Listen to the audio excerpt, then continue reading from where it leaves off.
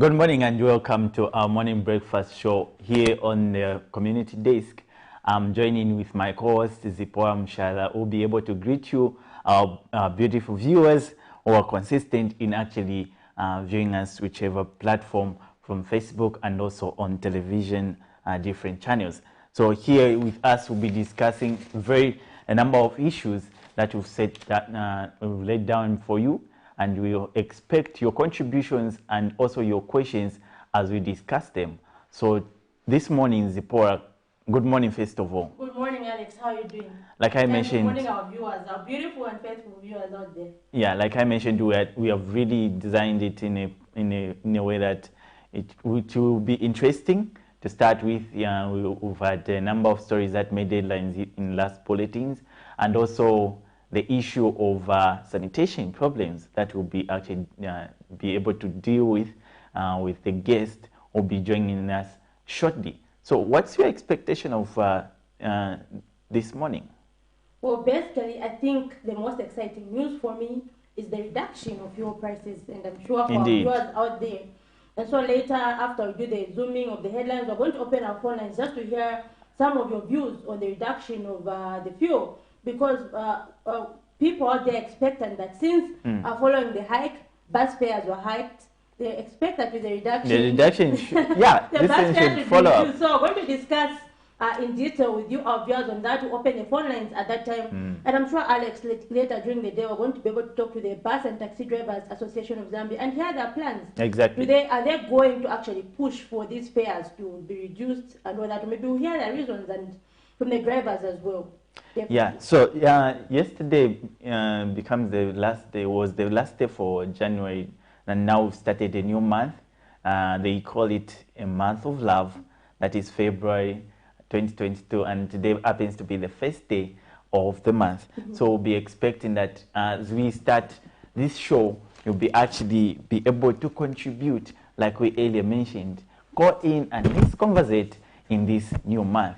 But before we just get to dive into the details of this show, let's just take a look and also follow up the morning boost that we've prepared for today so that you can keep fit. Stay tuned.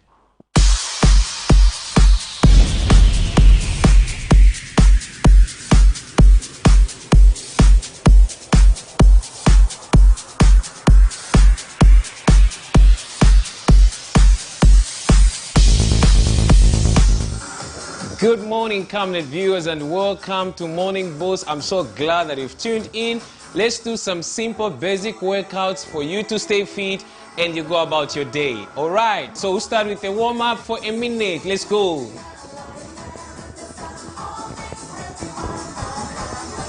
That's 1 minute warm-up to warm up your body. Relax your muscles. Let's bounce. Let's go.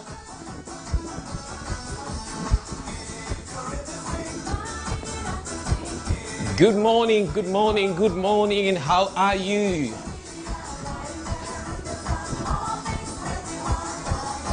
Let's go. So it's going to be a 1 minute warm-up.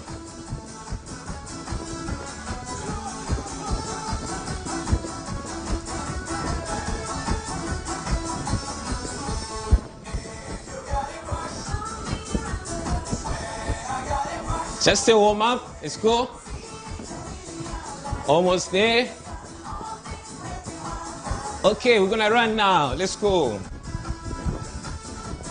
So we're gonna work out for 3 minutes, and thereafter we'll do a cool down. We're cooling down. Let's go. See what I'm doing?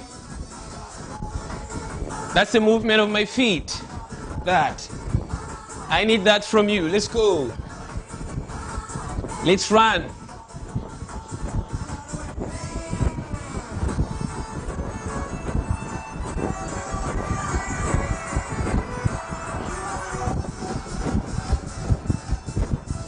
Let's go. Very basic today. Keep going. And 4, 3, 2, march now. Okay, that was your first workout. Let's go to the next one. Kicks now. 1. kick, and let the blood circulate on your legs. Let's go. 3 minutes workout. After that, you do a cool down. Kick. Let's go. Kick. Bring it to the knee now. Knee high. Squeeze the tummy when you do that. Let's go. Squeeze here. Go. Squeeze here. That's the part I'm working on. Let's go. Easy. Back to running now. Let's go.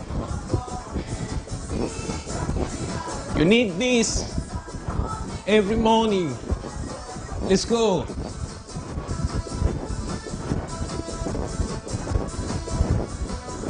Let's go. Let's go.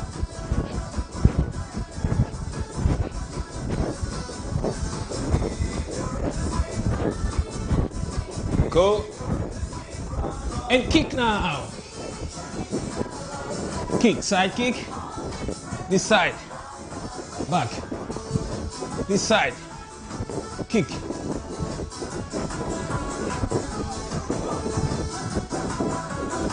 Go.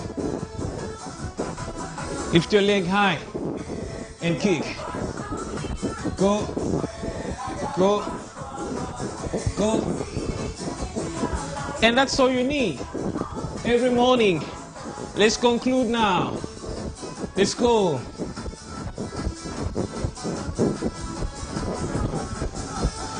And let's run.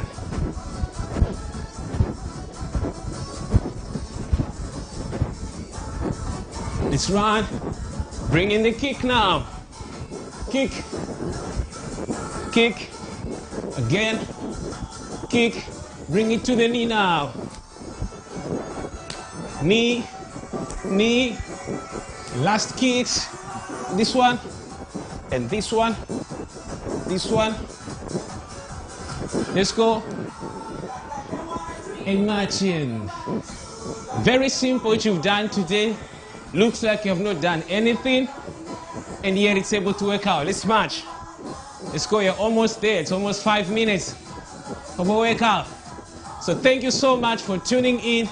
Basic workouts in there today, and have a blessed day. And I'm signing out. My name is Isaac Matsa. Welcome. I hope you are following it through that exercise. From the studios, it was quite interesting because everybody now is on board. Like everyone from the floor manager to the transmission manager, everyone was exercising. Quite interesting. There's a revolution indeed. I was just happy because the floor manager was exercising. Yeah, the jumping and oh, it's quite interesting. So like we introduced yesterday, in yesterday's segment where we'll be having the healthy segment every day in our breakfast shows. So today we'll be actually joined by the Medical Women Association of Zambia president that will be actually discussing various issues pertaining to health. And it will be a short segment, but very impactful. Definitely. And Alex, just before we get into the money market, like we were saying earlier, we're talking about fuel prices. And so we saw earlier they were selling, is it 17 kwacha and plus some grays and all that. But yesterday, after following the hike to 21 kwacha, we saw the reduction to 19 kwacha. So people are saying there's nothing really. Anyway, those are the different opinions that are there. Yeah, the variation really is the 3 kwacha that was initially increased, and now the reduction is just the 1 kwacha plus. So meaning, how come we're having the increase of a 3 kwacha plus, but having a reduction of 1 kwacha? But anyways, reduction is reduction. I mean, even if it's 15 way, it can really mean something, because we're talking of money here, you know. That commodity is something that actually facilitates the economy. So basically for me, I can't say it's really nothing, you understand, because we're having a 1 kwacha plus, but For sure, it's something and that will. One thing maybe which they have to clarify for ARB, they said they will be reviewing monthly, isn't monthly, it? yes. So does it mean it will be hiking and reducing? That's exactly. one question based that people need clarity. Yeah, based on the factors that they mentioned to do with the exchange rate and the petroleum prices, international market. So those are the things that they are looking into, so that every month they can be able to update. So we hope everything will work to our favor, so that we can be having reductions every month. Okay, and so we look at the money markets just now. So for today we have the United States dollar, which is buying at 17 kwacha 91 ngwe, selling at 18 kwacha 27 ngwe. We have the euro, which is buying at 18 kwacha 89 ngwe, selling at 19 kwacha 26 ngwe. The Great British Pound, which is buying at 24 kwacha 06 ngwe, selling at 24 kwacha 53 ngwe. South African rand, which is buying at 1 kwacha 15 ngwe, selling at 1 kwacha 18 ngwe. And so, Alex, we've seen that the kwacha is depreciating, I can say, from the last 2 weeks, from 16. So now it's buying at 17 kwacha 91 ngwe, selling at 18 kwacha 27. So we've seen an upward adjustment. I remember the time when we started shows in our first days, it was 16. It stabilized somewhere there for about a month, if not so. Yeah, but nowadays we are seeing it a bit fluctuating to the depreciating side. We're having it at as far as 18 something. But really, like we always say, we hope that it won't go as far as 20, 21, 22, you know, and that would mean the cost of living going upward for the citizens. And here on the community desk, we really take keen interest in the lives of the communities out there. And if the prices of commodities keep rising, that's where we have a lot of news making complaints, Boma Ilanga, Nepal, and also all such things. And today, like we earlier mentioned, we open phone lines so that you can be able to actually contribute on the issue, to be specific, on the issue of fuel. So how is the reduction going to affect the people out there? And you'll be able to get from their side and interact in that format. So basically, we're expectant on that note. Yes, definitely, because people want to see stability. For example, the issue of fuel, like I was saying, they have to clarify. Does it mean we're going to be seeing an upward adjustment and then reductions continuously like that? Because it will mean the bus fares will not be reduced. So they have to clarify, is it going to be an upward and then downward per month? Because they said to be doing monthly reviews. What does this mean for economy? Is there a point where our economy will stabilize? Because fuel is closely linked to the economy because of issues such as transport and all that. So I'm sure those are the things that the ARB needs to clarify on. And that's now, we take a short break and we'll be right back.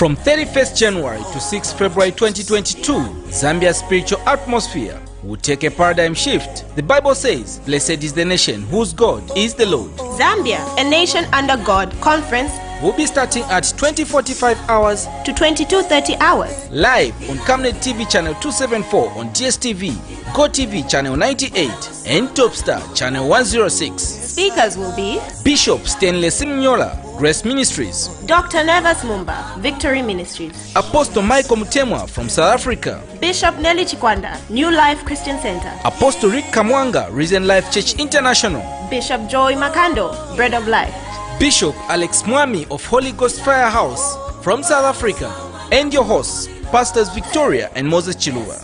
Camnet Television. Not just another channel.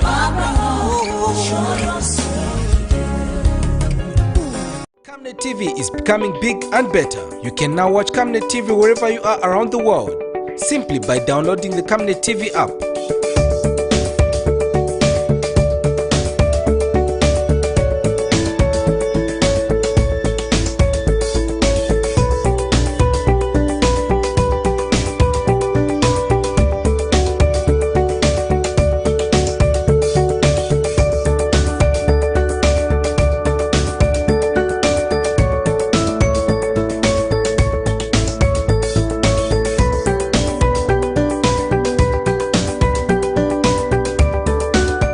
With Camnet TV app, you only use less bundles.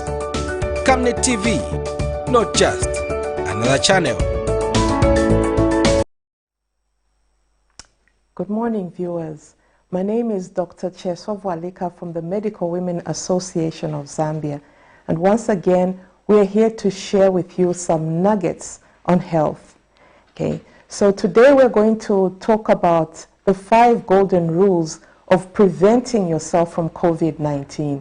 We know that the numbers are going down in the deaths, the admissions, and those who are getting infected with COVID-19. But this does not mean we should lower our guard. We must continue to protect ourselves from this disease, because even that one death is a death too many. Even those admissions that are in hospital are too many. And none of us want us or our loved ones to be among those. So the first important rule is masking up. I know it is very simple for us to talk about this, but we have noticed that there are a lot of people who are not wearing the mask properly. You will go around and you will see people wearing masks, but it is just covering their chin. Some people even make jokes to call these masks chin guards. They are not supposed to be for the chin, but they're supposed to cover your nose and your mouth. Do not expose your nose when you wear this mask, because you breathe through your mouth and your nose. So it is important for you to cover both your nose and your mouth. We also notice that there are some people who have a tendency of sharing masks. You know, these masks should be used as private property. In fact, some people say they should be used, they should be seen as, considered as underwear. It's private property. You are not supposed to share it with another person. And also, you must discard this mask when it is dirty. For those that are washable, you're supposed to be washing them every day, and if possible, even ironing them. But where you will see that your mask is dirty, please do not continue wearing that mask, because you may expose yourself to other bacteria and other viruses other than COVID-19. The other thing that we're seeing is that we are not discarding our masks properly. When you go into a home, you will find masks all over. You'll find them in the kitchen, in the living room, and this makes children want to pick up any available mask when they want to go out. We must dispose of our masks properly when we have used them in a dustbin, so that other people will not have access to them. So it is very important for us to mask up, but we must mask up properly. The other important thing that we must note is the importance of washing our hands properly. If we are using water, we must use soap. And when we wash our hands, we must not just take a few seconds and we feel it is done. It is recommended that we take 20 seconds, and we start first by washing our palms, washing in between our fingers, washing the tops of both hands, washing our thumbs, washing the tips of the fingers, and then also washing the wrists. And once we've done that, we then rinse our hands properly under running water. If we are using sanitizer, we go through the same process, 20 seconds of the palms, in between the fingers, on top of the hands, the thumbs, the tips of the fingers, and the wrists. So make it a habit to wash your hands regularly, especially after going out. And if we can teach our children to do that as the first thing they do when they enter the house, we will reduce COVID and also reduce many other diseases, because as we go out, we touch many surfaces, especially places like, the door handles. If we're going out in public, can you imagine how many people touch the handle of the toilet door? And if you are one who touched it, it is very important for you to wash your hands to just get rid of those viruses and bacteria that you could have picked up. It is also very important to social distance. Here, because COVID-19 is spread through droplets. As a person speaks, coughs, they release droplets. And if that person is infected, those droplets may contain the COVID-19. So if you are too close to a person who is not wearing a mask, the chances of you getting infected are much higher. So social distance. Unfortunately, we have seen that in places such as funerals, you will see people forgetting about this rule. You will see people packed in a truck, unfortunately all not wearing masks, all singing or all crying out loud and infecting each other. It is very important for us to social distance, for us to prevent the risk of passing on the infection one to another. Sometimes people will social distance in a function, in a party. They will sit nicely apart, 1 to 2 meters apart. But when time comes to share the food, people forget. They will remove their mask, they will line up so close to each other, and that is where infection may happen. The other golden rule is stay at home. There are many functions out there that you don't necessarily have to go to. We know that there are times when you have to go to places like work, you have to go out to buy essential commodities, but where you have a choice, rather remain at home. You are safer at home because COVID is still out there in the community, and you do not know who you're going to meet who may be infected. So avoid crowds. Stay at home if you can.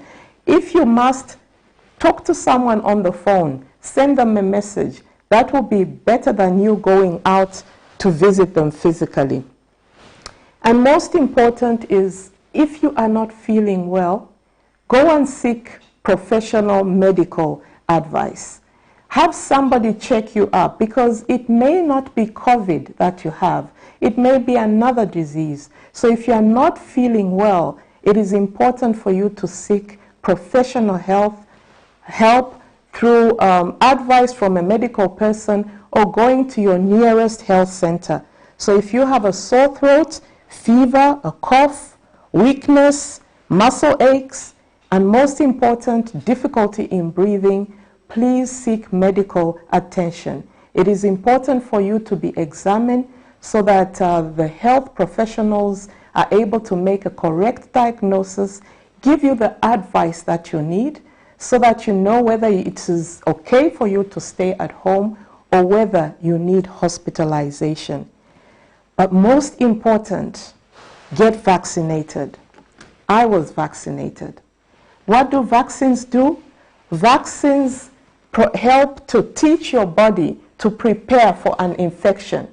So much that even if I get infected by COVID, I will not get that sick because my body is prepared and my body knows how to fight this disease. So much that even if I get infected or I get exposed to the virus, my body will be able to fight the disease, and I may not even notice that I've got COVID. And even if I do, the chances of me getting hospitalized or getting severe illness will be reduced. So ladies and gentlemen, these are the few nuggets we wanted to share with you today on the health segment.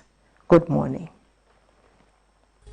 From 31st January to 6 February 2022, Zambia's spiritual atmosphere will take a paradigm shift. The Bible says, "Blessed is the nation whose God is the Lord." Zambia, a nation under God conference will be starting at 20:45 hours to 22:30 hours. Live on Camnet TV channel 274 on DSTV, GoTV channel 98 and Topstar channel 106. Speakers will be Bishop Stanley Simnyola, Grace Ministries; Dr. Nevas Mumba, Victory Ministries; Apostle Michael Mutemwa from South Africa; Bishop Nelly Chikwanda, New Life Christian Center; Apostle Rick Kamwanga, Risen Life Church International; Bishop Joy Makando, Bread of Life; Bishop Alex Mwami of Holy Ghost Firehouse from South Africa, and your hosts, Pastors Victoria and Moses Chilua. Camnet Television, not just another channel.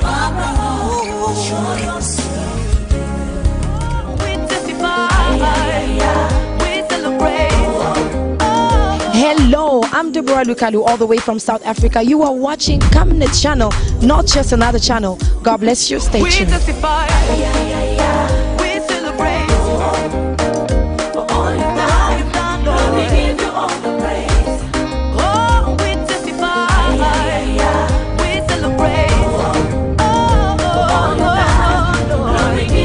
Becoming big and better. You can now watch Camnet TV wherever you are around the world, simply by downloading the Camnet TV app.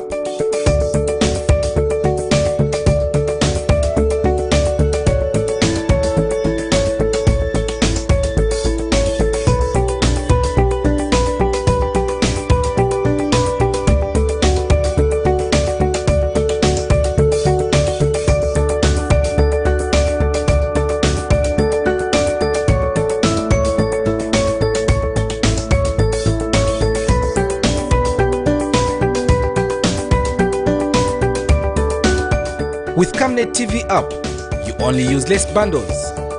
Camnet TV, not just another channel. Welcome back to our morning breakfast show. That was quite profound from the Medical Women Association of Zambia, Dr. Cheso, who actually took us through pertinent issues around the COVID situation in Zambia and also globally. He spoke to the issue of distancing and the issue of putting on the masks and also the vaccination. So what was your takeaways from Dr. Cheso, Zipporah? Well, I think my takeaway was the issue of people being packed in funeral vehicles without masks. If you find, some are even sitting, some are squatting. You know how those trucks are packed.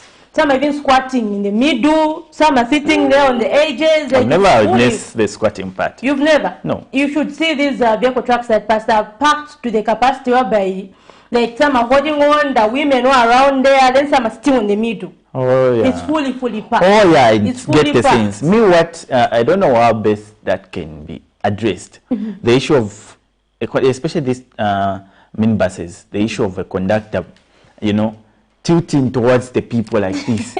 Just towards the, you've seen that. They don't keep a seat for themselves, so they're all standing and have to. Yes, because initially they have a chair that's just by the door side.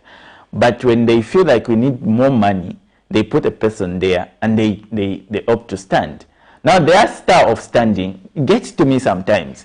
You know, you bow as if it's just getting close to your mouth. And talking of COVID, I don't think that's a good situation. Anyway, I don't know. I'm last time we had the Bus and Taxi Drivers Association who are actually calling for the phasing out of these flash buses. They're saying they're actually not good for social distancing. Yeah. Their design, actually, they said their design is not for human beings, but for goods in the Western world. Exactly. But when we import them here, we make them transport vehicles. Yeah. And so we find that they're small, there's not enough space for distancing and all that. So in terms of COVID, that poses as a danger. And it's such thing that actually prove COVID-19, especially the guidelines, not to be realistic, because you call for distancing, but people are doing the total opposite of it. People mostly do not take it seriously until they get sick. That's how we are in Zambia. Yeah, exactly. But I've learned one or two things from the doctor. Exactly. So we're just going to dive right in the headlines that the stories that made headlines in last night bulletin, and that happens. One of them happens to come from Tendere, where the security issue is really alarming. One of the structures that is abandoned. The residents are calling for security around that area. Police are patrolling the area, and also making sure that that structure is, if not completed, then it should be demolished, as it were, so that people can actually be safe in that area. So you did the story, Zipporah. Just tell us a few notes before the story is being played. Well, basically, there's been a concern about security, not only in Mutendere, but Chivolia compound as well. And they feel like these incomplete buildings act as a hiding place. So there are so many incomplete buildings. You find that maybe for decades, they've just remained in that state. No one is developing them. They seem abandoned. It's not like someone began building. So people actually sleep there? Yes, and actually even defecating there. If you check one of the buildings, like the same one in Mutendere, it's actually very filthy.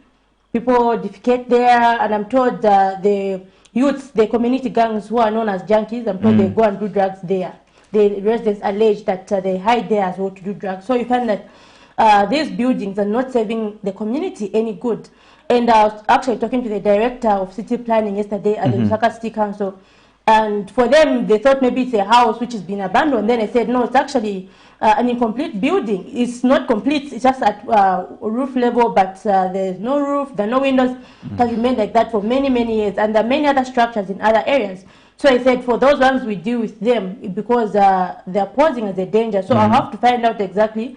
So you're saying for those, we deal with them case by case. We analyze what is the background, who is the owner, how come it has remained for decades and developed. So you're saying for those, we deal with them case to case, case by case. But if we find that there is need to demolish after establishing that there is no owner and all those things, we actually demolish. Talking of danger being posed in that area, they recorded actually one case of a rape case.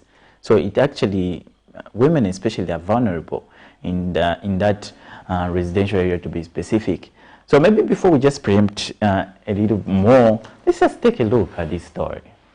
The high number of incomplete buildings whose construction seems to have been abandoned for years on end in communities has always been seen as a threat to security, as it is said that criminals hide here. It is also reported by concerned residents that drug abuse happens in places like this, as some youth in communities are said to be in the exchange of various types of drugs in such buildings. This is the situation in Lusaka's Mutendere compound, where the residents have called for an audit of such structures. The residents narrate that the area recorded a rape case in the early hours of the morning a few days ago, a matter which was reported to Mutendere police station, stating that this re-echoes their concerns about the buildings.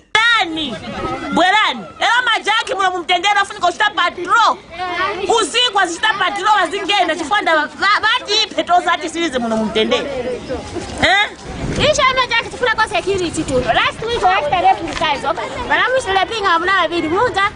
As a clinic.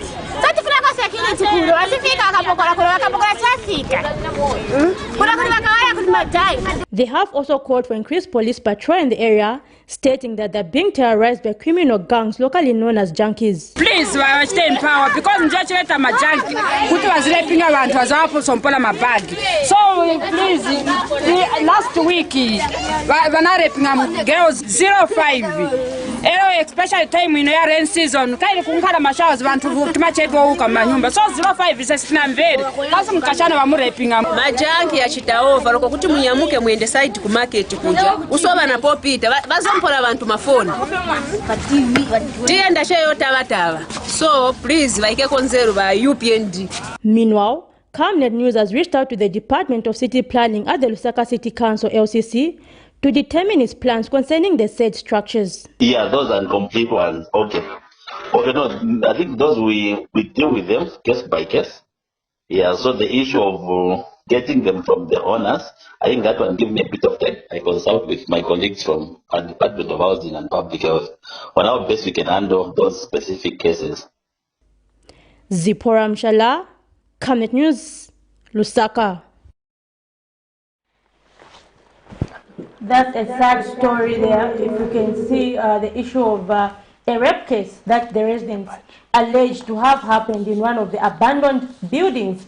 And so this just, according to them, they said this echoes their concerns about security. And exactly. Alex, what are your thoughts on that story? I'm just thinking of a lasting solution to this. I mean, we've had stories like that. We've done a number from this particular TV station, to be specific. And we don't see the solution, like to the issue of junkies. Junkies especially. I mean, is there a permanent solution that can be put in place? And my question has always been, can there be a society without them? You know?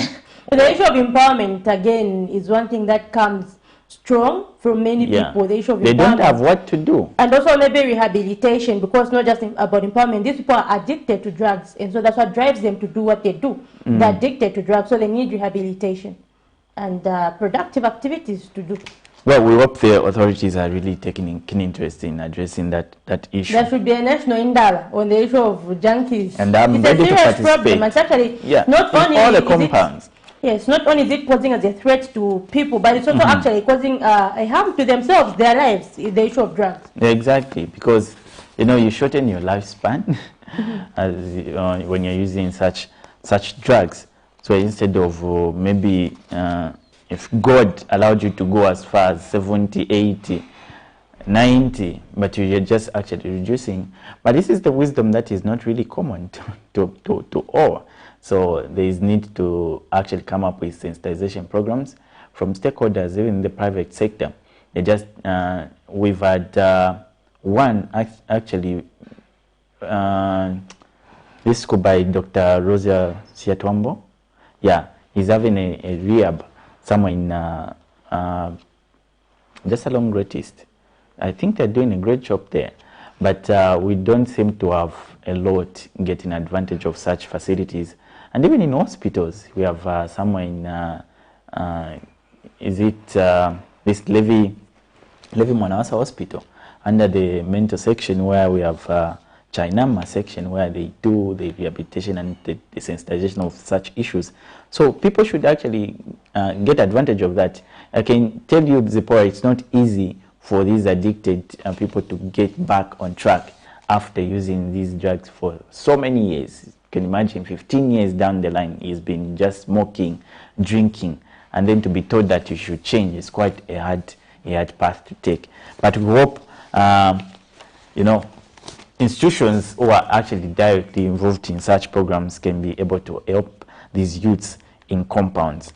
So we're now getting into something that we earlier mentioned to do with the fuel prices, Yeah, so yesterday the Energy Regulation Board, ERB, announced the reduction of the pump prices of petroleum products by 1 kwacha.32 ngwe per litre for petrol and 1 kwacha.33 ngwe per litre for diesel. So according to the ERB, petrol will now be purchased at 19 kwacha.84 ngwe from 21 kwacha.16 ngwe per litre, while diesel will be going at 18 kwacha.93 ngwe from 20 kwacha.15 ngwe. This is quite a difference. 1 kwacha, better than nothing. I mean, maybe we hope there will be even a reduction as far as 2 kwacha, 3 kwacha, 5 kwacha. Depending on the market forces. Talking of that story, really, we're throwing it to our listeners out there who may be having views on this particular story of the fuel pricing. I mean, how is it affecting you, and how do you see the reduction? Is it much? Are you appreciating it, or you think the more can be done? So you can actually call us. The phone calls are open now to call and give your suggestion on this particular story, where the products have been reduced from by 1 kwacha plus ngwe. So that's something that we should get reactions from people out there. Definitely. And what else do we have on Zooming the Headlines? Yeah, so the other story has to do with the road that you actually did. Yesterday you did a story from Chilanga where there was an issue of a drowned, but just in that same area there was this accident that you covered from the councillor in that area. Maybe you can just give us a comment before we play the story as we get back to that. Okay, so basically this road called 7070. I don't know why they named it 7070, but it's a new road in the area. It's actually a good stretch of road. If you go, it's just between Chilanga and Lusaka, where it's written those posters saying you're now leaving Lusaka, just there at the junction. Okay. Between Lusaka and Chilanga. So it's a junction that is called 77. The road is called 77. And we went there about 2 weeks ago. We heard some complaints from pedestrians and some residents around that area saying about 4 people have died on this road so far due to people overspeeding. There are no harms. We know it's a new road, of course, but we want speed humps be put immediately to reduce the issue of accidents here on this road. And so that was about 2 weeks ago. And then yesterday, the councillor calls me from there saying, there's breaking news here, there's something that has happened on that road called 770. Then I told him, actually we came there and we heard the same complaints. So that actually now more like confirms the concerns. And so there's this fuel tanker driver who carried off the road. He carried off the road, his vehicle was lying on top of the drainage, I can say, on one side. And so the issue of overtaking is one serious problem. So it's like, there was someone who tried to overtake him. Not someone, I don't know, but according to him, he was saying someone was trying to overtake him, then there was another vehicle coming, and that person didn't see the vehicle, so to avoid being caught up in that collision, he just swerved to the side, and that's how his vehicle went on one side. But he was okay, right? Yes, but he was quite shaken. If you can see, he was actually failing to talk. Which is expected. Shaken. Let's just take a look on this story, and when we come back, we'll continue our discussion on the fuel pricing. We hope you'll be interacting in that pattern. Let's just take a look. Stay tuned. This is a new road in Chilanga district, which has been named as 7070 Road by the locals. While the construction of the road has been welcomed in the area, residents around here and pedestrians have expressed concern about the overspeeding that happens on this road due to the lack of speed humps. A fuel tanker driver on this road has cheated death after he has escaped unhurt following his tanker carrying off the road. The driver explains that he was trying to avoid being involved in a head-on collision as a vehicle which was overtaking him almost collided with an oncoming vehicle. 6 to 6:30. So, kuliwa chimi chito overtake? Kuliwa overtake, nomba. Aise mstira apply pari ya roti para problem mbili pari. Kwa sasa apply ama brake. Then kwa nini nafutureisa kuta so na apply ama brake. Ina apply for some Pedestrians have also expressed concern about the speed of vehicles on the same road. The area councillor has also spoken on the same. Several accidents. It's a newly constructed road. We have had several accidents on the same road, especially on the four-way, where motorists are not giving each other chance. But we have suggested to the concerned that they should put up humps so that once they approach the four-way, vehicles are able to reduce speed. But before lives are lost, we ask AFCONs and RDE to make sure that the humps are constructed to avoid loss of life and property. While no death has been recorded in this particular case, there are concerns of potential fatalities if speed humps are not put soon. Zipporah Mshala, Camnet News. Welcome back. In case you're just joining us, we are discussing the stories that made headlines in last bulletin, and one of them happens to come from Chilanga. Zipporah, you covered that story. So we see this man just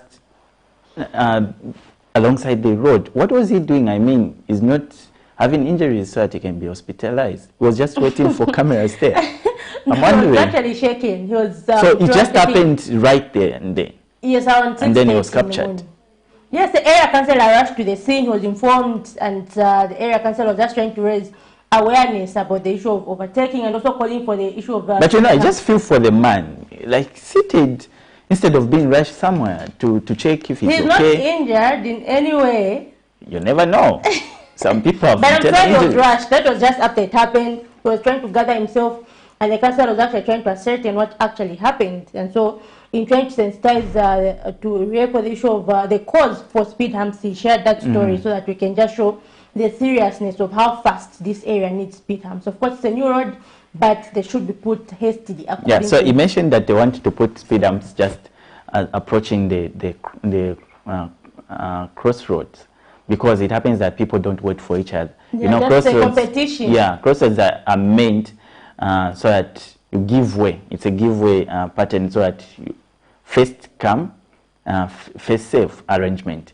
You find someone, you park, and then you wait for that person to pass. But it seems these guys are just, you know, not waiting for each other. And if you remember last week, the Bus and Taxi Drivers Association was actually expressing concern about the issue of heavy-duty trucks, these big vehicles, how they continue to be involved in accidents. So you're saying there should be a policy for every transportation company to have a speed limit for their vehicles, so that to avoid some of these issues. So you're saying for now some companies have it optional.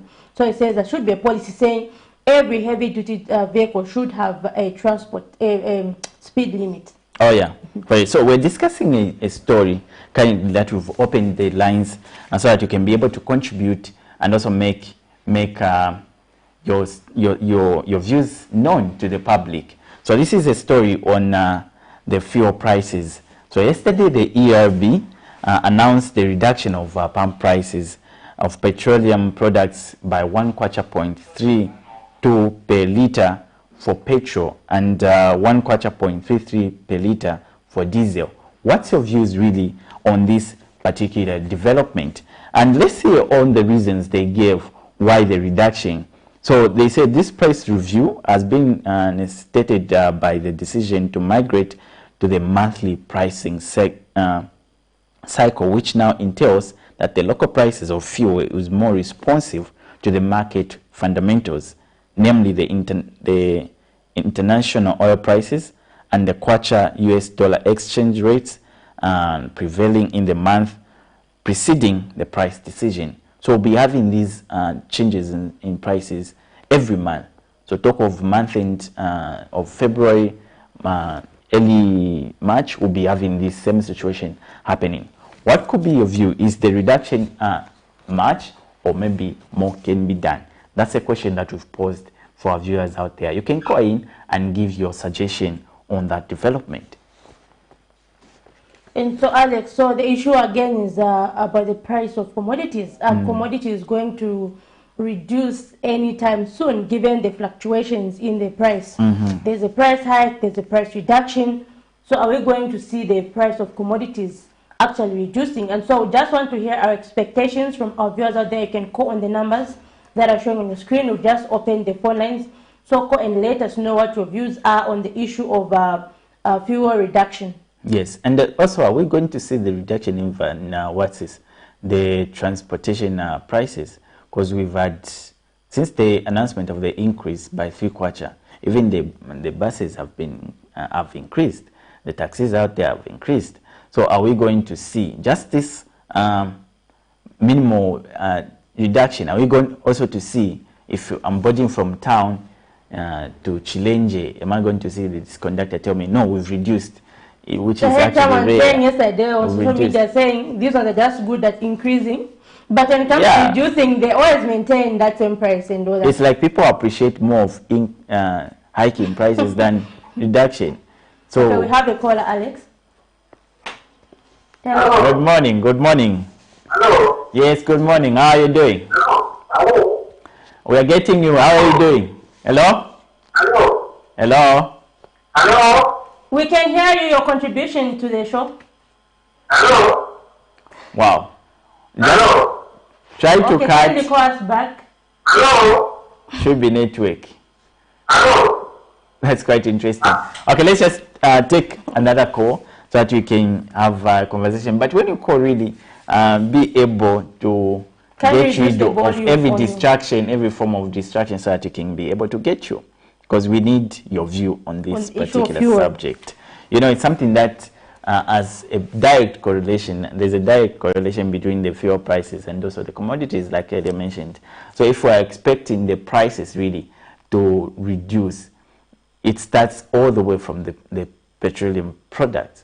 So if we're seeing the reduction, even by 1 kwacha, let's see the difference. I mean, let's see the translation of that difference. Because if you remember, from town to any other area, it was 11 kwacha that time. After the hike, it went to 13 kwacha. And now expected to drop even to 12 kwacha. I mean, 1 kwacha makes a difference. So we have another call. Let's just take that call. Good morning. Hello. Hello, good morning. Hello. Good morning. Yes, how are you doing? I'm okay. Great. Your name and where are you calling us from? Great. Your contribution on the subject. Great. Your contribution on the subject. Yes, that is very, very simple. That is good. The Bible says we should make sense with everything we should say, not how to make it. So that's one part of justice. If you go the wrong way, it's good than zero. I think for me, I'm very happy to have this. So what are expectations from bus drivers? Pardon? What do you expect from bus drivers? Bus drivers are always, whether they use prices, they will maintain their price. They don't expect anything from bus drivers. They only need money. They can reduce price there by 5%, so they maintain that price with the sales they are doing. So they are not expecting anything from bus drivers. But me, as a private citizen, I have my own car, and before, now when I die still 100 quarter, it will be more than what I was planning. That's really the future I'm doing. Thank you so much for that contribution. Thank you.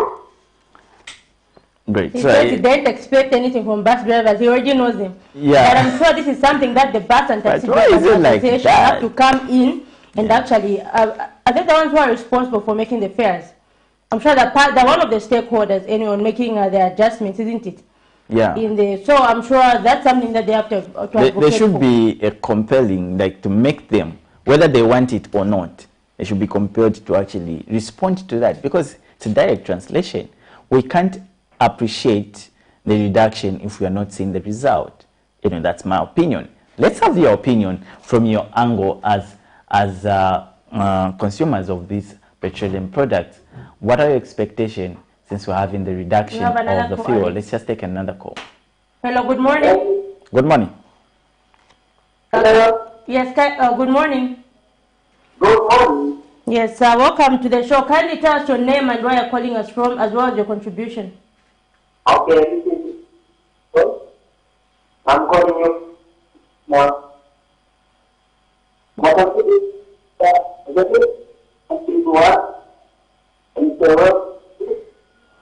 Okay, your line is bad.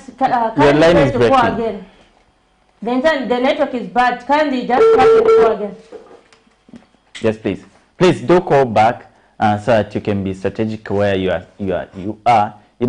I've noticed there are places like where it's quite a dead spot for network, like the Vala in my side. There's just a specific room that you don't enter when you're trying to make a call, because you find that people will be complaining, I can't get you. It's the weather, but the network has been really bad for the generally past week. speaking. Yes, yeah. So if you have such rooms like ours, where you don't need to make a call, it's a strategic place where you can go outside, yeah, make a call. or maybe on the hilltop if you have any. But we really need to have your comment on the subject, because these are the things that are affecting you. So let's have your comment on the fuel prices. Let me just read out the reasons why they actually made these changes. So the regulation board, that is ERB, said this prices review has been necessitated by the decision to migrate to a monthly pricing cycle. So this implies that every month we'll be having different restructuring and different prices as regard to fuel prices. So which now entails that local fuel prices of the local prices of fuel is more responsive to the market fundamentals, namely the international oil prices and the Kwacha US dollar exchange rate prevailing in the month preceding the price decision. So those are the reasons that the board gave, and we'll be glad to have your contribution on that note. So the reduction has just been with the 1 kwacha. Is it really much, or you expect more to be done? That's a question posed to you, and you can be able to call in and give your suggestion the way forward. Yes, definitely. So I just can't wait to hear what the drivers themselves will say. For example, you can go to Kulima Tower and ask, as drivers, are you willing to reduce? I'm sure they also cite many other things. But as of midnight, as of yesterday, yesterday midnight, we saw the price reduction because the ARB gave an instruction saying effective midnight, 31st January, meaning they're now buying at 1 kwacha less. So definitely other people expect a reduction by 1 kwacha since they're now buying 1 kwacha less. Yes. So if I get on a bus, should it come from the residents themselves? We should start giving them less. They just do a protest, uniform protest to say they reduce the prices. I'm going to pay you this much. I'm going to reduce by 1 kwacha. If I'm to pay 13 kwacha, let me give you a 12 kwacha because this is quite a fair price. But then again, it goes back to the residents themselves. Those are consuming these products. And also, are we able to see the reduction of commodities such as mealie meal, vegetables, and all these that are directly connected to the fuel prices? So those are the expectations that we would love to hear from the viewers out there. Yeah, because last week, Alex, if you remember, last week there were a number of complaints. For example, there was a time I was talking to some restaurant owners, and they were saying, so people are actually complaining about maybe the increase in food prices in some restaurants, and so they were saying it's actually because of the increase in mealie meal prices. So we find that this was attributed to the increase in fuel. So the increase in fuel had a direct impact on mealie meal, and this also led to the food prices in restaurants going up. So with the reduction, I hope that will also translate in a reduction in mealie meal prices as well as others. Exactly. And so, Alex, it's almost time for our main interview where we're just going to be talking about sanitation issues in Zambia. By 2030, Sustainable Development Goal number 6 hopes to have clean access to water and sanitation for all. So where are we as a country? Are we on the right track to achieving this SDG? We've got many issues, Alex. If you remember, about 2 months ago, the Minister of Health was in some compounds like George, Chawama, and all that, where they found that some water samples contained fecal matter. If you remember that issue, because there was an outbreak of diarrhea diseases here in Lusaka, and that was suspected to be one of the main causes to this. So it shows that sanitation remains a problem. Exactly. In some areas, for example, like in villages, they do not even have flushable toilets, or not to talk of lined pit latrines. So sanitation still continues to be a cause of concern in the country. Yeah, like every year, deadly waterborne diseases like cholera, typhoid, though we haven't really had cases to do with cholera, but typhoid and dysentery cut through the city of Lusaka, to be specific, and especially because of the highly populated residential areas. So claiming lives, treating water to make sure it's safe is not even enough. You get the sense. So we need to take measures to protect the groundwater, to be, especially the groundwater, from being contaminated in the first place. Hence this discussion, which actually focuses on the sanitation programs and what's really the problem with sanitation generally in Zambia. We are not going to discuss this with me and Zipporah. We're going to be helped actually by our guest for today from Lusaka Water and Sanitation Company will be actually joining us after this short break. And on that note, we'll get to dive right into that subject. So let's just take a short break. When we'll be back, we'll be joined by that guest. Stay tuned. Camnet TV is becoming big and better. You can now watch Camnet TV wherever you are around the world, simply by downloading the Camnet TV app.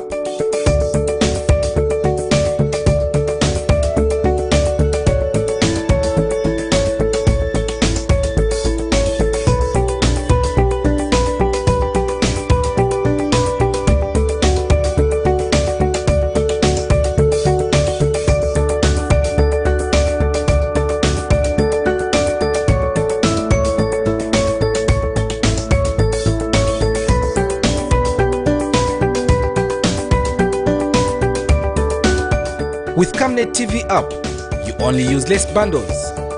Camnet TV, not just another channel.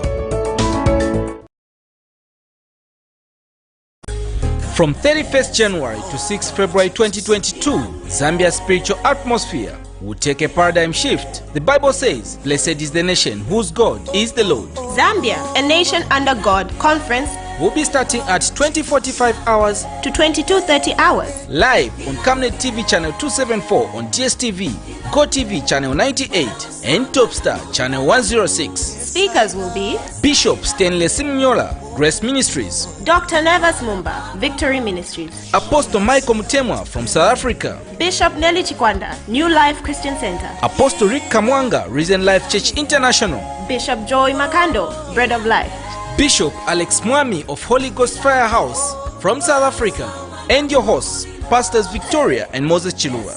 Camnet Television, not just another channel.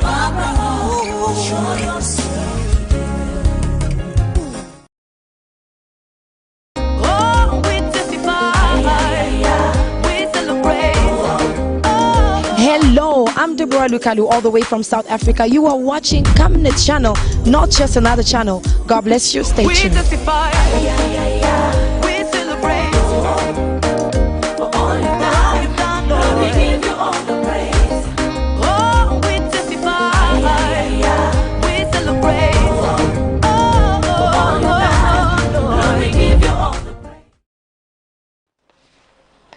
So welcome back to our viewers. We have been joined by Mr. Kennedy Mayumbelo, the manager for the Lusaka Sanitation Project.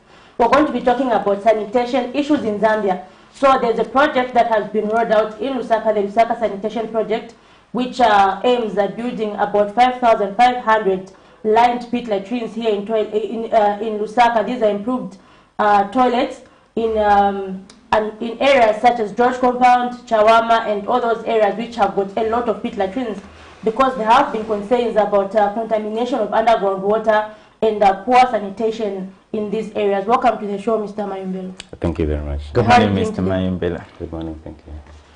Hope you are all right. And this new month, February. New month of February, yeah.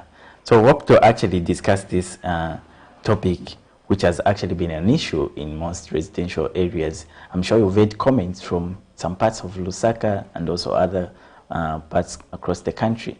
Like, so how, what's really the main reason you started this project, so to say, and what is it all about? Maybe you can just make that short opening remarks. Sure. So the main reason why the project was conceived was to address the sanitation problem in the city of Lusaka. Now, we've historically had a lot of waterborne diseases, like you rightly said, and over the years, different interventions have been tried, piloted in different peri-urban areas or in different settlements of Lusaka. But then it was from those pilots that a decision was made that there is need to do a kind of citywide development or improvement of sanitation, so that we protect, one, the groundwater, because you would know that Lusaka, most of Lusaka depends on groundwater. About more than 60% of the residents of Lusaka get their water source from the ground. So it was imperative to protect that groundwater source. And the primary areas to protect this was areas which are recharge areas, where most rains come in, and then you also have densely populated areas. You'd want to ensure that the waste is collected and removed from the living environment. But also, waterborne diseases cause a lot of stunting in children under 5 years. So it becomes imperative again to ensure that we cut out this transmission from fecal matter, bacteria or pathogens to humans, and especially the little children. So the idea was to ensure also that Lusaka Water has the means and capacity to be able to manage sanitation issues in the city of Lusaka. Great. And maybe just on that opening remark or preamble, what number are we seeing that targeted for these projects? Is it all parts of Lusaka, or it has a specific areas that is targeting? Well, the project is actually multifaceted, I would call it. So we're looking at, if in summary, I would say we're targeting the entire city of Lusaka, about 2 million people of the city of Lusaka. But then not everyone is going to benefit the same way. So we have, for instance, treatment plants that are to be constructed, 2 new treatment plants to be constructed. all the waste that is generated in Lusaka is aimed to be taken and treated at these wastewater treatment plants. So whether it's through sewers, which are piped network, or through vacuum tankers, or other means of emptying or removing this sludge to these treatment plants. But then there are also very specific areas which are deliberately targeted, mostly the peri-urban poor of Lusaka. So we're looking at Chawama, we're looking at Kanyama, we're looking at George and Matero and such areas where we're trying to improve the living environment in terms of sanitation. Okay, so if you're just joining us, we have been joined by Mr. Kennedy Mayumbelo, manager of the Lusaka Sanitation Project. We're talking about sanitation issues in Zambia. So do call in on the numbers that are showing on your screen and let us know the situation of sanitation in your area. What would you like the government to do about sanitation in your area? And so, Mr. Mayumbelo, basically we're talking about George. For example, last week I was in George compound. Right.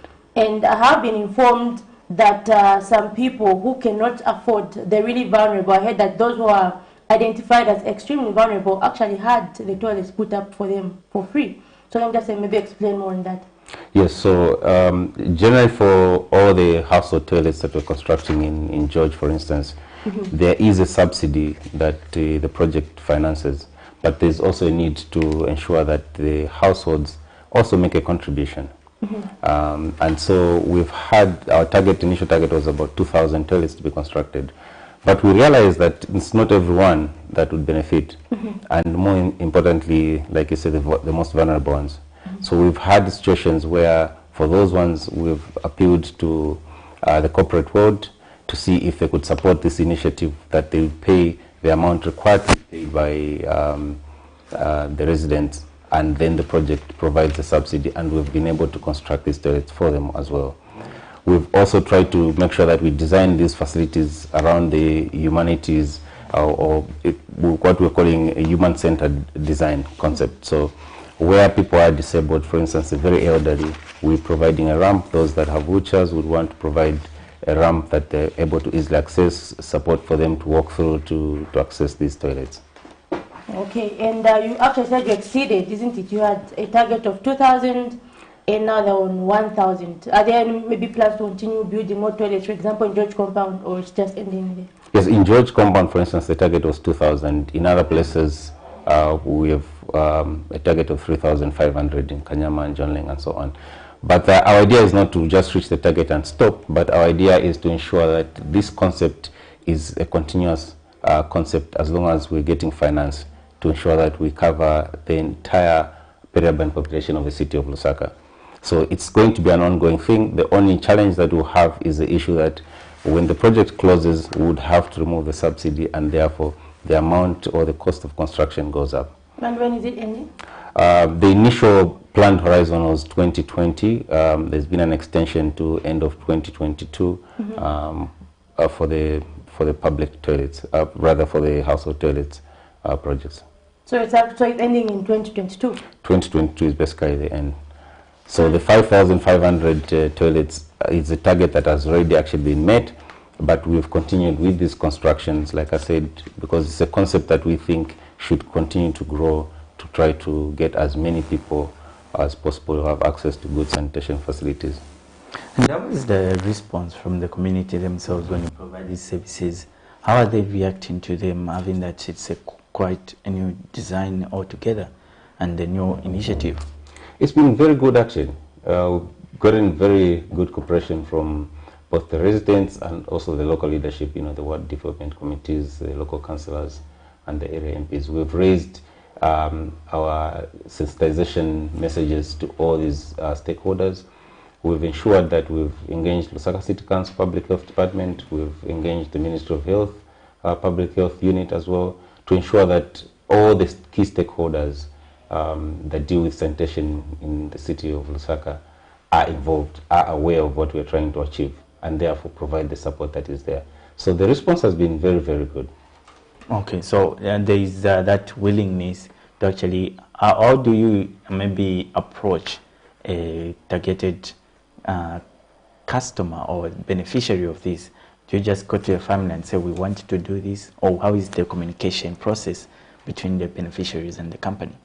Well, there have been messages that have been going out on social media, on TV, radio, and so on. But also we've been holding meetings within these communities. Like I said, we've been engaging the local leadership, so they know which sections are quite vulnerable, that are very needy. So they address the communities in there, and then we send in our people to be able to engage with them, tell them what the idea is, what is required from them, what is expected from us ourselves as well. Okay, so maybe let's talk about the benefits really. I know in the preamble we made mention of getting rid of the waterborne diseases and safeguarding the underground water, which is actually the major source of water in Lusaka, to be specific. Right. But really, aside from that, what are the benefits from the layman perspective who may be watching and then they haven't really heard of this project? What could be the benefit to them? Well, first, it's the environment, the living environment is improved. Meaning that the facilities we're putting up, you don't get the kind of smell that you'd get in latrines that are not properly constructed. But also the aspects of safety. We've had that concern from some of the residents, saying, well, the toilet doesn't look very safe. I think we've also heard of cases where toilets, latrines have collapsed and people have fallen in. Yeah. So we've made sure that these structures are reinforced right from the ground, the base where it's constructed, to the top, and therefore ensure that there's safety in using this facility.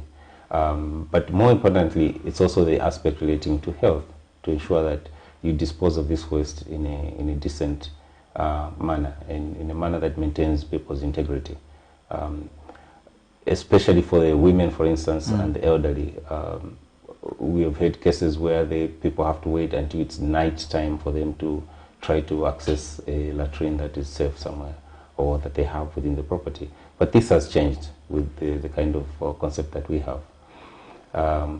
But again, like I said, more importantly also is the fact that we want to ensure that this waste is contained in a facility that does not leak into the ground. You know, Lusaka has very high groundwater table, so very quickly, like this season right now, you have a situation where the water table quickly rises up with the floods and all that. Yeah. So our facility ensure that even if the water table rises up, it does not interact with the fecal matter. And then we've also, as part of the project, engaged private operators who empty, so the guys who operate vacuum tankers, for instance, and put them on contracts to be able to be emptying these facilities and other facilities within the city of Lusaka, so that we quickly collect this waste and take it to a treatment plant where it's properly treated and then disposed into the environment. Great. Talking of the season, of the rain season to be specific, have you faced any challenge as a company in trying to implement this program, and maybe complaints from the residents of the emptying not being on time, such things? Maybe you can just cite one of the challenges that maybe you are facing, especially in the rain season. Yeah, we face quite a lot of challenges in the rain season. Access, for instance, to some of these latrines, because you know most of the peri-urban areas are not properly planned. So you can't easily drive through these areas where you find a road, but where the latrine may be located, you can't move your vacuum tanker, for instance, close enough.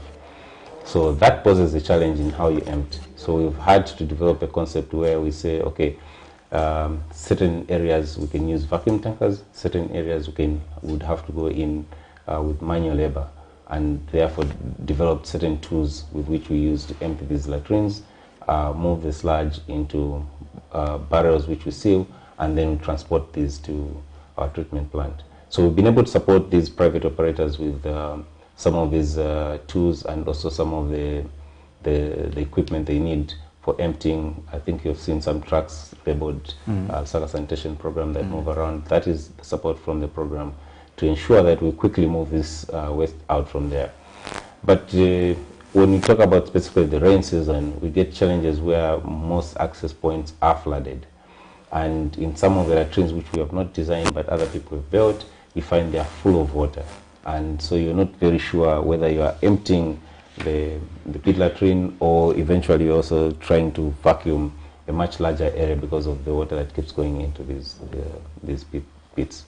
Okay, maybe just as a matter of concern, there are also soccerways in people's homes that got soccerways. Right. How does it work? Does it mean that soccerways maybe get Does the fecal matter get into, does it contaminate the water table? I don't know, how is the arrangement? It does, indeed, it does. So the latrines that we are constructing are kind of have a sealed vault. But now if you have a soakaway, meaning that you also have a septic tank. So if the septic tank is not properly designed, most people just build a chamber that is, they call it a septic tank, and then with a pipe that leads out to a soakaway. So it's very easy for the fecal matter to go into the soakaway and also contaminate the groundwater. So our designs try to ensure that we hold back all the sediments, all the fecal matter away, and then if there's any effluent that has to go out and leach out, this is leaching out into a bed of rocks where there's bacteria to digest it and treat it before it gets into the ground. Okay, so like the pit latrines all the way to the base, they've got cement or? Yes, they are constructed with concrete all around. And then we also ensure in certain areas, for instance, some parts of George have very high groundwater. We put a polythene sheet around before we actually build to ensure that there's no chance of water going in or seepage out through the concrete works. All right. So I think just now we're going to play a story from George Compound, where we saw last week where the residents as well as the Lusaka Water were celebrating the construction of 2,000 toilets in George Compound. And we'd also like to hear your views on sanitation, especially now with the issue of floods. We've seen some areas that have been flooded, and there have been concerns about the sanitation because some pit latrines are even almost full, and we find that with the rain season, this actually causes a compromise to the sanitation in this area. Let us know about the situation in your area. How's the sanitation? What would you like the government to do for you? So just take a look at that story and be back to discuss more in detail. Zambia recorded one of the highest cases of cholera in the country in 2018, with the World Health Organization indicating over 5,000 cases and about 98 deaths from the same. Countries like Zambia are a hotspot for waterborne diseases due to a large population living in unplanned settlements locally known as shanty compounds, which are known for poor sanitation. Stakeholders have been raising concerns about the contamination of underground water in these areas due to the close proximity of pit latrines and water sources like wells. A recent survey by the Ministry of Health found the same to be true, as water samples from many areas were found to be contaminated with fecal matter. In an effort of reducing such incidences, the Zambian government, with the help of cooperating partners, came up with a project of constructing pit latrines at a subsidized price in selected areas of Lusaka, among them Kanyama, Chawama, and George Compound. In an interview, Lusaka Water Supply and Sanitation Company Managing Director Mr. Jonathan Kampata says over 2,000 pit latrines have been constructed in George Compound in a bid to improve sanitation. We have even exceeded the 2,000 toilets which are located for George. Currently, we've reached 2,175. Another achievement was that out of the groups that were working, 9 of them have actually transitioned to small, medium enterprises, and they've actually been registered with PACRA. So going forward, they can do other construction jobs. Residents of George Compound say this will go a long way in securing their health. It is nice. We have managed to build 2,175, and still we are still appealing to abantu nibambiri bamenye basala futi bamenye bagali pomanga matweleti kuti program ipite bwanji itwalirize kwenda kusukulu so that everyone azamba kupezeka taka toilet akangamenye kapu ino maningi mukati yali mwa George anitamanga mwa George yatishita benefit ku bintu kwambiri like monga matenda ya kolera then na matenda enango then ni matoilet yapu ino maningi chifukwa kuti vambiri vantu vanalibe access yomanga matoilets vatitandizira kumanga matoilets through kulimbira kwa pang'ono material ni yawo timanga chape material vatigulira ni veve vatimangira ize vatimanga chape ndirama imene tilipira ni 2,400 chape chikwasira. Area Councillor Mr. Patrick Salubusa has encouraged other residents to follow the same path. It can cost more than 10,000 kwacha. So it came to reduce the cost of constructing a toilet. And then even the vulnerable, because there are some toilets which were built for free for the vulnerable people who were identified through our offices as councillors for the 3 wards. So this is excellent. Apart from that, I'd like to confirm that even institutions, public institutions, did benefit from this project. For example, Liranda Market, there's a new ablution block built under the Lusaka Sanitation Program. Paradise Clinic is the same. All the government schools around this area, they also benefited. The project is expected to be rolled out to other parts of the country by the government in the long run. Zipporah Mshala, Camnet News, Lusaka. So we have it there, a story from George Compound, where I've seen that the building of 2,000 toilets has actually been exceeded by 1,000. And so I'd like to hear your views in terms of sanitation in your area, especially now with the rain season. In 2018, Zambia recorded one of the highest cases of cholera. We had over 5,000 cases of cholera in 2018, according to the World Health Organization, and about 98 deaths from the same. And now with the coming of the flash floods, what are your concerns about sanitation in your area? What are your concerns about potential outbreaks of cholera? What would you like to be done in terms of sanitation in your area? And so, Mr. Mayumbelo, we've seen that project.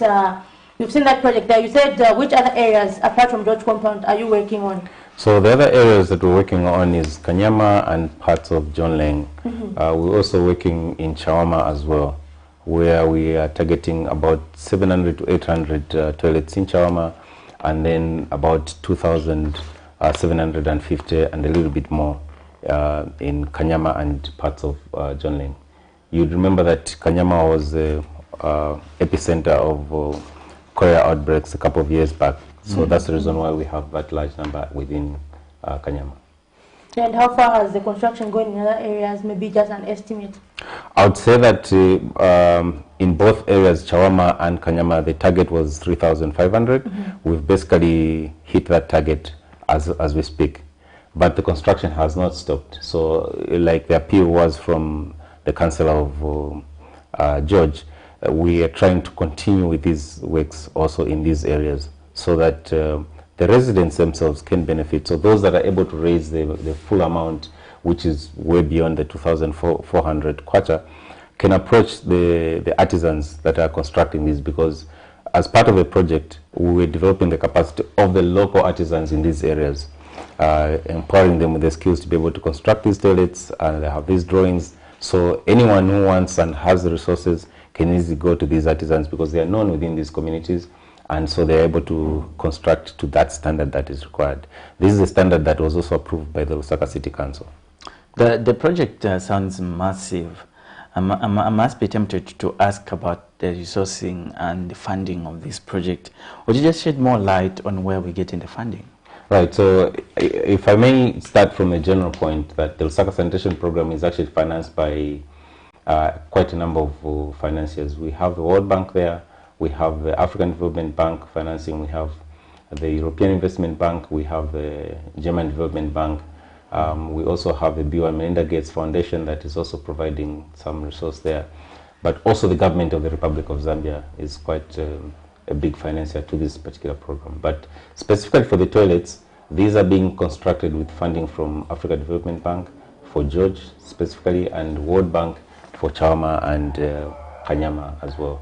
So the Bill and Melinda Gates Foundation provides the technical support to ensure that some of these designs are kind of internationally reviewed, so to speak, and then accepted within the communities themselves. So empowering the guys who are doing the designs by some of the support that is there, but also they are providing support in the emptying part of the toilets themselves. Okay, are we having a figure to that? Because your target seems to be Lusaka, which is about 2 million population of yes, people. So overall for the entire Lusaka Sanitation Program, the program budget is about a little over 300 million United States dollars. But like I said, that is broken up into a lot of sub-projects. We talked about treatment plants, for instance. We talked about the sewers that are being constructed also, and also these household toilets that we're constructing, the 2,000 and 3,500 in Kanyama and Chawama. Let's talk about the outlook of the sanitation problem in Zambia. To be specific, I believe you being the manager for this project, you have the projection of Zambia at all, and people seems to have this constant, being affected by the sanitation problem. What could be your prediction? I've seen one of the posting from your company, actually through your public relation officer, Mr. Mzungu, who actually says we are predicting a closure of bores in some parts of Lusaka because of the table that we mentioned, the water table which is rising because of the floods. Are we seeing such things and more going forward in this rain season? What are your predictions, really? It's true. We expect to find a lot of boreholes that sit in densely populated areas which do not have any storage or treatment facilities to basically be seriously contaminated, and therefore, as a public health prevention, we'd have to shut down these boreholes, or such boreholes, and especially in areas where there's no sanitation program happening. So we see that as a situation long term, that groundwater or boreholes in most of these densely populated areas will become just a source of water for emergency purposes. The long term idea will probably be to bring in water, treated water from Kafue River, for instance, and bring it into these areas. But it is still imperative to ensure that we remove what is causing this contamination and ensure that we expand our sanitation program to cover everyone in these areas. So if we cover a critical mass in these areas, then we are certain that the groundwater is protected to a very high degree, because nature itself is quite resilient. But up to some point, as long as you are able to manage, manage the environment very well as humans. Yeah, so we see that as a problem going forward, that we may have to shut down some boreholes. There are also instances where if we do not have good rains, the water table goes too low to a point where we can't pump it, and the concentration of some of the pollutants in there get to be very high when there's very little flows. We may be having viewers out there who may be directly affected by the development of shutting down the boreholes due to poor sanitation, as it were, amidst the rain season. What could be your advice to them, and what's the way forward, considering the direct implications of the closure of boreholes? I think the best advice I could give is that, look, if you're developing or if you have a sanitation facility, get in touch with the relevant units of Lusaka Water and Storage to ensure that they give advice on the most appropriate kind of technology you should have to ensure that you do not pollute your groundwater source. But also, if you live in an area where Lusaka Water provides surface water, for instance, get in touch with Lusaka Water to ensure that you get a water line from there, because then you are very certain that you're getting water that is from a safe source. Because not most of the people that have private boreholes treat their water at individual level. Most of them take it for granted. It's water from a tap and you just drink it. And what's your advice? Maybe, for example, in places like Kalingalinga, there are a lot of pit latrines. Right. But we've seen, due to the water problem there, water usually does not come out. We've seen people setting up bores anyhow. Is that advisable? No. Or how should it be done? No, that is not advisable. Kalingalinga, which is the example you've given, has a water source from Kafue, for instance, and is very good water source. The advice there is these people need to get to Lusaka Water and Storage. I know the cost, they may raise issues of cost of making that connection, but it's a relevant cost because it impacts on their health. It impacts on the health of their workers if it's some workplace, for instance. So rather than them just putting up a borehole on their own, they are safer getting water from Lusaka Water and Storage. Okay, and then the project, in what way has it benefited the community? Has it helped maybe in creating employment for the community? What's the benefit to the community? Yes, there's been quite a big improvement in terms of getting people within these communities employed. I think you heard our managing director at some point talking about how the people that are constructing these facilities are actually coming in from these same settlements, these same areas. And so that is the creation of employment. But we've developed it better than just getting people can be bricklayers or plumbers and so on, to them forming small enterprises and registering with PACRA so that they are seen as small enterprises. And that way they are able to carry out other works beyond just constructing these toilets. So we've created employment. I think particularly for the toilets, we've exceeded 2,000 unskilled and semi-skilled people that have been engaged. So they've actually gained a skill from the same project? Yes. And what is the, now with the toilets that you've constructed, how do you expect waterborne diseases how do you expect the issue to improve, for example, cholera? We expect to have a tremendous improvement in terms of outbreak of waterborne diseases, particularly in the areas where we focused our project, the epicenters, yes. We anticipate that there may be cases that break out elsewhere. And this is the reason why we are emphasizing the need to be able to expand this project and continue with it to ensure that we have critical mass in all these settlements in Lusaka, so that we have at least over 80% of the residents of these peri-urban areas having very safe sanitation facilities. Yeah, so like we were mentioning earlier, we're talking about peri-urban areas, but then like I mentioned earlier, there's some concerns about there's some concerns about soakaways, for example, in communities, in residential areas, I can say. And these are also said to be contributing to the pollution of underground water. Yes. So maybe are there any plans to maybe also maybe do some surveys at these residential areas and to make sure that the soakaways are not polluting the underground water, maybe some information to the soakaways? Right, so I'll give a typical, I think, case is that of the area we call Chalala here in Lusaka. Now, this is quite a large area, and it's an area that people, we don't have sewers there. People use septic tanks and soakaways.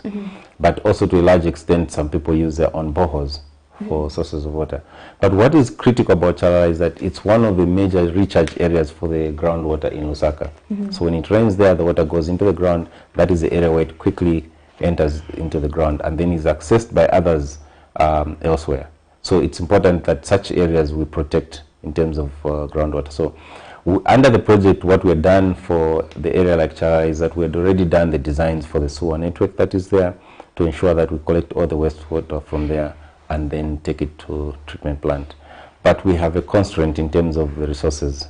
We will not be able to construct the sewers in Chalala because we would need some additional funds.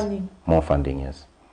Great. And just talking of residential areas, are you extending to public places as well, and the construction of the same toilets? Yes, I should mention actually that as part of the project funded by the African Development Bank, we constructed about 100 public toilets in public institutions. So we did about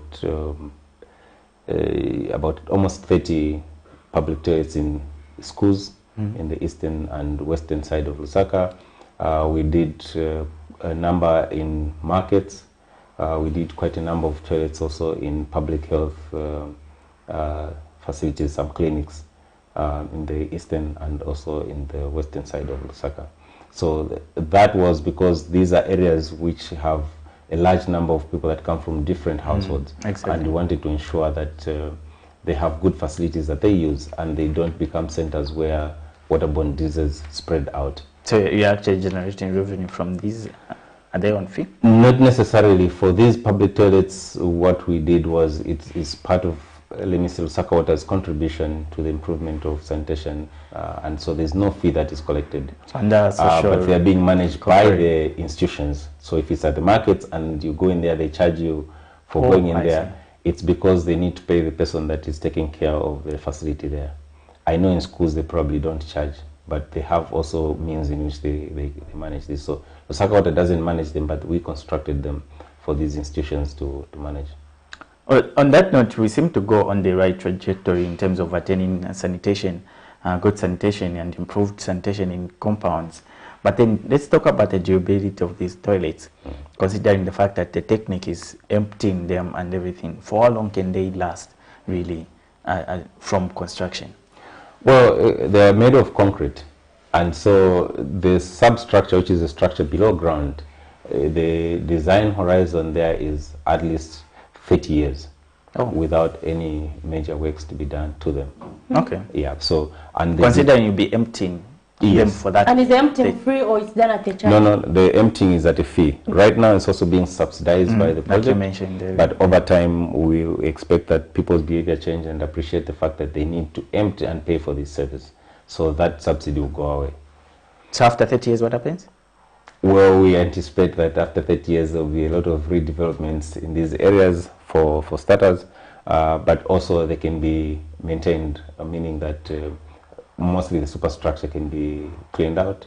The substructure, you need to check it, make sure that there are no leaks, there are no cracks and so on. But the design is such that we do not have to cause any damage to empty it. Okay. There's provision to ensure that we are able to empty it safely and then close it up again. All right, so do call and let us know your views on sanitation in your area, especially with the floods that the country is experiencing and the issue of pit latrines. What are the sanitation concerns that you have on your area? The numbers are showing on your screen. Just let us know your views on the same. And so, Mr. Mayumbelo, the other issue in these communities is the issue of shallow wells. So apart from the issue of pit latrines, we also have shallow wells. So maybe is there any other project that you're doing maybe to address, as you're addressing the issue of pit latrines? Because initially the concern was about the pit latrines being located close to shallow wells. But now we still have shallow wells in many parts of the country, and especially with the flash floods that are coming, this poses a danger. So is there anything maybe that the Lusaka Water Supply and Sanitation Company is planning to do concerning shallow wells? Well, I think at some time back there's been messages to discourage people from having shallow wells. And if you remember a couple of years back and during the outbreak of cholera, the government and Lusaka Water and Storage has had to put in safe potable water through tanks in these areas to ensure that the residents have access to clean drinking water. And that was being given out for free. But that was only during that period when we had those challenges. But for now, the idea is to expand the water network, like I mentioned, have sources of water that are clean and safe. So, for instance, we've had improvements in some parts of Chunga where KfW, the German Development Bank, provided some funds to renew the network in that part of Chunga and also improve the source of water by providing for treatment facilities. So those are some of the things, but all these require resources to develop, because most of the infrastructure for water supply in Lusaka is quite old. You know, so in as much as we may improve the source, but the network is old, so the leakages may be out there causing dirty water to go back into these pipes. And that is something that we need to keep improving with time and with resources. But especially with areas like in Kaunda, where we've had issues of sewer bursts and all that. So I'm sure that definitely goes into what we're talking about. So right now we'll take a look at the sanitation project. We'll look at a story on the sanitation project that was done in Kanyama and see what exactly is happening in Kanyama. Every year, waterborne diseases like cholera, dysentery, and typhoid affect people with compromised water systems. Many households in Zambia's peri-urban areas, locally known as shanty compounds, use shallow wells as sources of water and also have pit latrines within a short distance from the wells. This endangers the lives of citizens as there is a high risk of underground water contamination. The Lusaka Water Supply and Sanitation Company in 2018 embarked on a project aimed at replacing pit latrines in Lusaka shanty compounds with flushable ones in a bid to reduce health hazards caused by using contaminated underground water. The program, which is under the Ministry of Water Development, Sanitation and Environmental Protection, is estimated at a cost of $280 million United States dollars and is expected to be rolled out to other parts of the country. Lusaka Water Supply and Sanitation Company Public Relations Manager Shamba Muzungu says over 4,000 flushable toilets out of a target of 5,500 by 2021 have been constructed so far in Lusaka. The toilets are constructed at a reduced price in a bid to cushion costs and make them more affordable. We are happy to report that we've made significant progress in Kanyama, in Chawama and in George compound. So the target for the toilet toilets is about 5,500, and we're happy to report that we've done over 4,000, and we are just remaining with a few to hit the target of 5,500. Mr. Muzungu has further made an appeal to corporate bodies to come on board and help those who cannot afford. We are encouraging, corporate entities to come on board and support these communities. I don't think that there is any corporate social responsibility, gesture, which could be better than, providing toilets and improving, public health outcomes for our people. Zipora Mushala, Camnet News, Lusaka.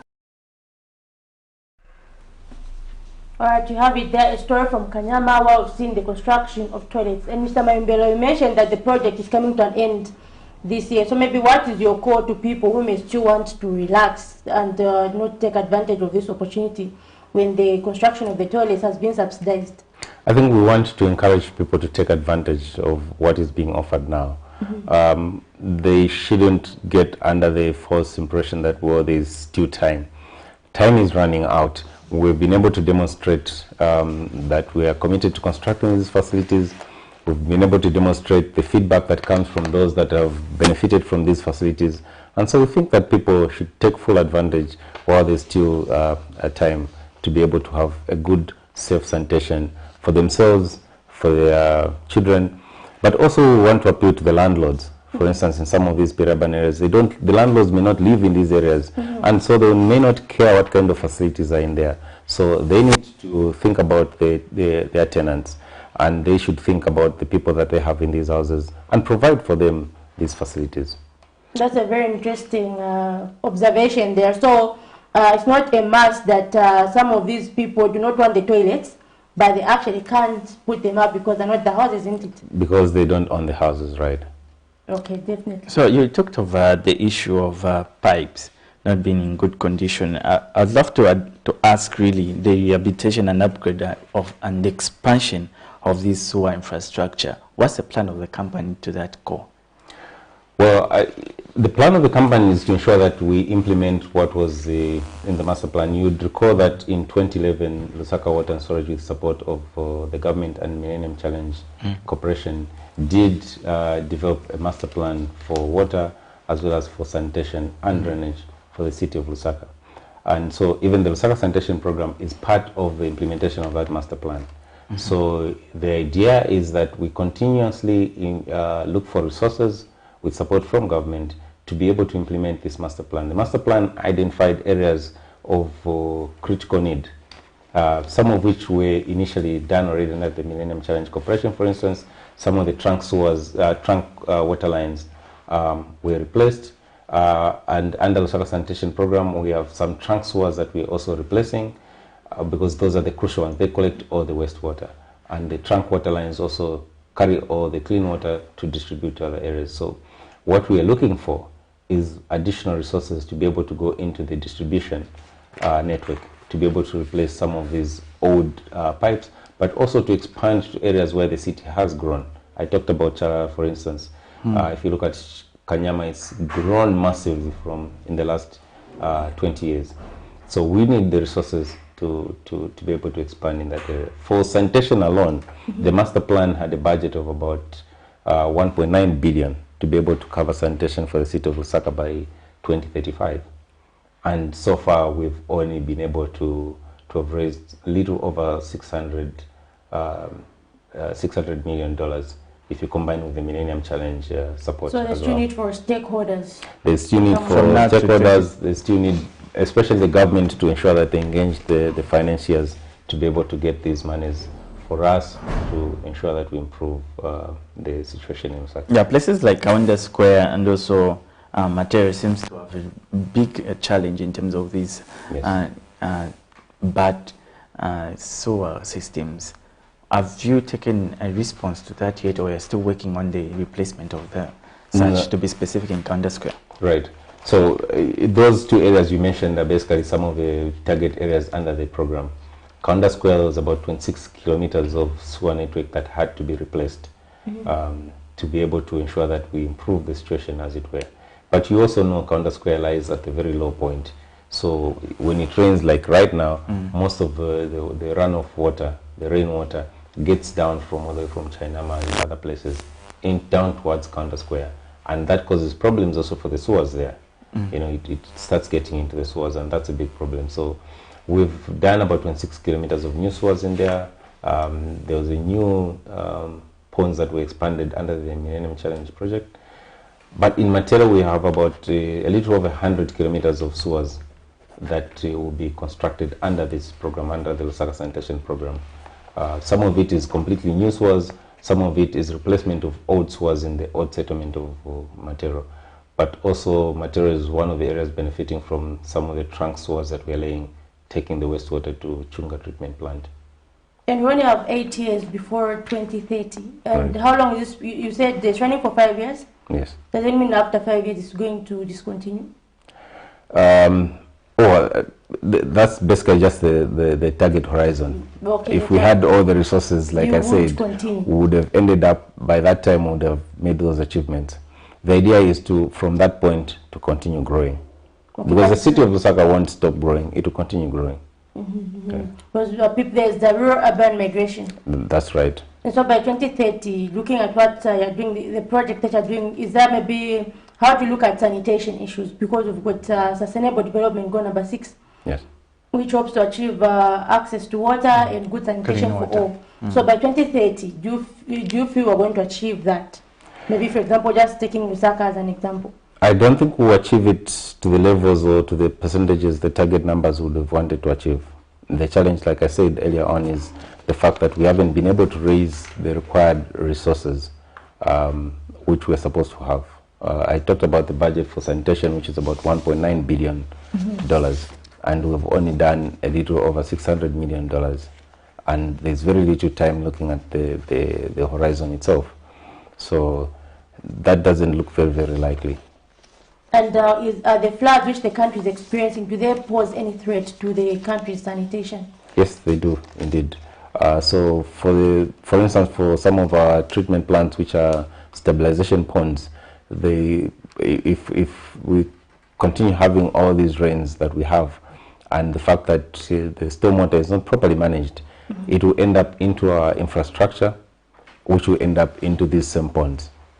And so they will be exceeding their capacities. So we fear that the embankments, for instance, may start fading. Rather than have a proper treatment process, you have a lot more diluted sewage in there because of the stormwater, and therefore most of it start going out into the environment. So that creates a risk in itself. As we go towards the close of this segment, Mr. Mayumbelo, I would love to know from your company's perspective, considering the demand of that you have as a company, how do you deal with pressure really from people calling out, there's this soap based, there's this pipe based? How do you ensure that you remain composed as a company and deal with that pressure? Well, I think the company has a lot of dedicated staff and people that have a lot of passion to try to address the challenges that these problems throw at them and what they find in the city of Lusaka. We have quite a large number of very young people with good skills, but like I said, with the interest and drive to be able to address these challenges. But they also have a challenge of the required resource to be able to execute these works. We have a caller. Hello, good morning. Hello. Hello, good morning. You're through to the Cabinet Breakfast Show. Your name, where you're calling us from, and your contribution. My contribution is good morning. Yes. Good morning. Good morning. Just reduce the volume from the television. Okay. Your contribution to the program? Hello. Reduce the volume on your TV. I seem to lose that call. Can you call us back? Seem to lose that call. Like we earlier mentioned, if you're calling, just make sure that the volume is turned down so that we can get you clearly. Your opinion, your remark on that. You were talking about the pressure and handling the demand.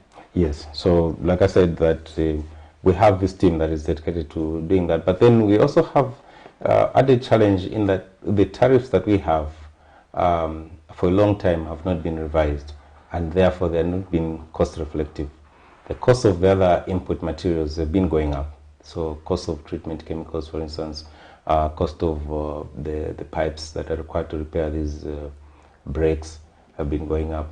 The labor costs themselves have been going up also. So that poses quite a challenge in trying to find a balance to address these problems as quickly as you'd want to address them, but also within the means of the available resource that we have. Okay, so technically you are looking into the reformation of these costs so that they can be reflective? Yes, we are looking at NWASCO, for instance, support from NWASCO to ensure that the tariffs are sufficient to be able to cover some of the costs. But we are also looking at some of our major customers, for instance, government itself, government ministries, being able to pay their monthly bills on time for us to be able to have the necessary resource to cover these costs. Okay, just your last remark as we close the program and your advice to the viewers out there, those who might be facing various challenges as regard to sanitation. Right, like I said, more than 61% of the residents of Lusaka depend on groundwater as a source of supply and safe supply, and therefore it's become imperative that we take care of the environment, we take care of the wastewater that we generate and ensure that it is properly contained and removed from our living environment and taken to treatment places or treatment plants where Lusaka Water has the means to be able to treat this wastewater and dispose of it into the environment without causing harm.